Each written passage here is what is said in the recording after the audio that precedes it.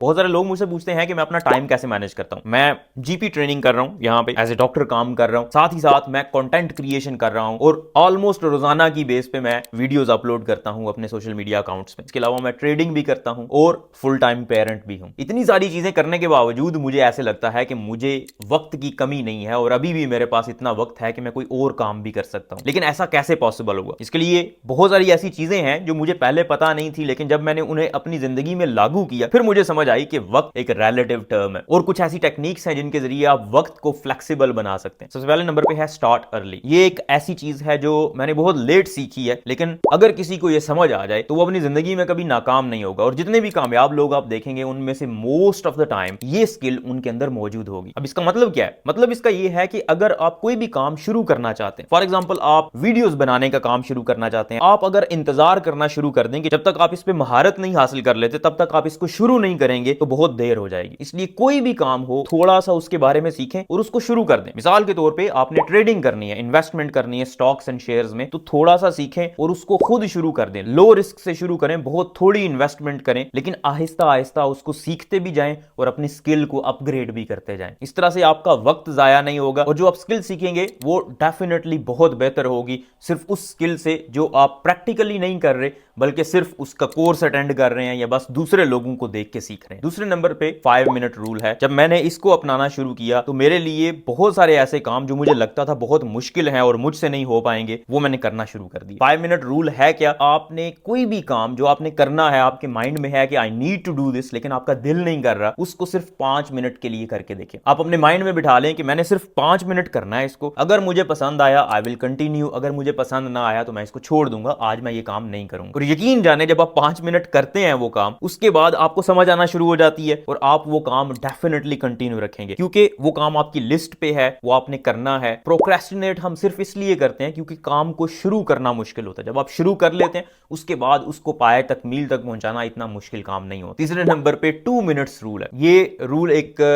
बहुत मशहूर productivity consultant है जिसका नाम डेविड एलन है, उसने किताब भी लिखी है how to get things done. उसमें उसने ये जिक्र किया कोई भी ऐसा काम जो आप 2 मिनट में कर सकते हैं, 2 मिनट या उससे कम टाइम में, जब भी आपके माइंड में वो काम आए उसको उसी टाइम पे कर दो, डिले नहीं करो। फॉर एग्जांपल आपके माइंड में आया कि ये कप इधर पड़ा हुआ है, इसको मैंने उधर रखना जाके किचन में, तो आप उसी वक्त उस कप को उठाओ और किचन में रखा। इस तरह की जो छोटे छोटे काम होते हैं जो 2 मिनट या उससे भी कम टाइम में हो जाते हैं, वो जब पाइल अप होते रहते हैं, बढ़ते रहते हैं, तो वो इतने ज्यादा हो जाते हैं कि आपके मेजर काम नहीं हो पाते सिर्फ इस वजह से क्योंकि वो छोटे छोटे काम बहुत ज्यादा हो गए हैं। चौथे नंबर पे मोबाइल फोन पे कंट्रोल। ये एक ऐसी चीज है जो हमारी प्रोक्रेस्टिनेशन को बहुत ज्यादा बढ़ा रही है। प्रोक्रेस्टिनेशन का मतलब यही होता है कि आपके बहुत सारे काम पड़े हुए हैं करने वाले, लेकिन आप वो काम नहीं कर रहे और उन कामों के करने की बजाय आप अपना वक्त जाया कर रहे हैं ऐसी चीज में जिसमें आपको इंटरेस्ट भी इतना ज्यादा नहीं है। जैसे सोशल मीडिया पे आप मोबाइल लेके बैठ गए और रील्स देखना शुरू कर दी आपने, ऑल्दो आपका इरादा नहीं था रील्स देखने का, आपने बहुत सारे काम करने थे, लेकिन क्योंकि आपका वो काम करने का दिल नहीं कर रहा इसलिए आप मोबाइल फोन पे अपना टाइम वेस्ट कर रहे हैं। अगर आपका मोबाइल फोन पे कंट्रोल होगा तो यकीन करें आपका बाकी जो काम आपके रहते हैं जो आपने करने हैं वो काम करने पे दिल करना शुरू कर देगा। अब मोबाइल फोन पे कंट्रोल आप कैसे कर सकते हैं? एक तो टाइम की रिस्ट्रिक्शन कर सकते हैं आप। टाइम रिस्ट्रिक्शन का मतलब ये है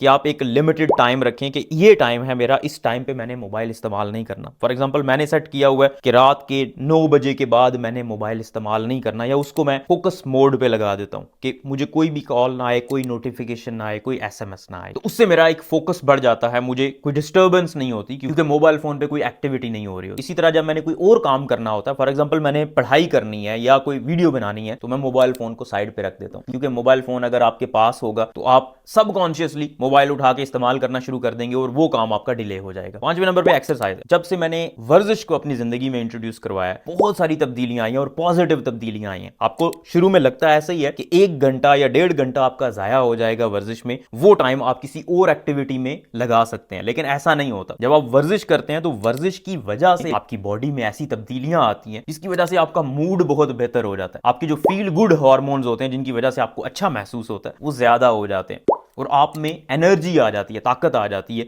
जिसकी वजह से आप बाकी जो काम रहते हैं आपके वो बड़ी आसानी से कर लेते हैं। रोजाना वर्जिश आधा घंटा, पौना घंटा, जितना भी टाइम आप कर सकते हैं जरूर करें। फिर आखिर पे नींद है। नींद के ऊपर जितना फोकस आप कर सकते हैं आपको करना चाहिए। नींद आपके जिस्म के लिए एक रीबूट होता है। जब आप नींद पूरी करते हैं आपका जिस्म दोबारा से तंदुरुस्त और तवाना हो जाता है। अगर आप नींद पूरी नहीं करेंगे तो दिमाग को रिकवरी के लिए टाइम नहीं मिलेगा और आप हर वक्त थके थके महसूस करेंगे। मैंने अपना सेट पैटर्न रखा हुआ है, हर रोज मैं 7 घंटे सोता हूं और वही 7 घंटे जब मैं सो लेता हूं उसके बाद मेरी नींद पूरी हो जाती है। और अपनी नींद को पूरा करने के लिए मोबाइल फोन का फोकस मोड मेरा हमेशा ऑन होता है रात के वक्त। साथ साथ मैं कोशिश करता हूं रात के वक्त कॉफी या चाय का इस्तेमाल ना करूं, क्योंकि कॉफी या चाय में कैफीन होती है और कैफीन आपके सिस्टम में बहुत लंबे अरसे तक रहती है, 6 से 8 घंटे बल्कि 12 घंटे तक भी आपके सिस्टम में रह सकती है। और जब आपके सिस्टम में होगी आपके न्यूरॉन्स को वो थोड़ा एक्टिव रखेगी, आपके ब्रेन को स्टिमुलेट करेगी, जिसकी वजह से आपको नींद ठीक नहीं आएगी। इसलिए शाम के वक्त या रात के वक्त चाय और कॉफी, स्पेशली कॉफी से इज्तनाब करें। तो ये कुछ टिप्स हैं जिन्हें मैंने अपनी जिंदगी में लागू किया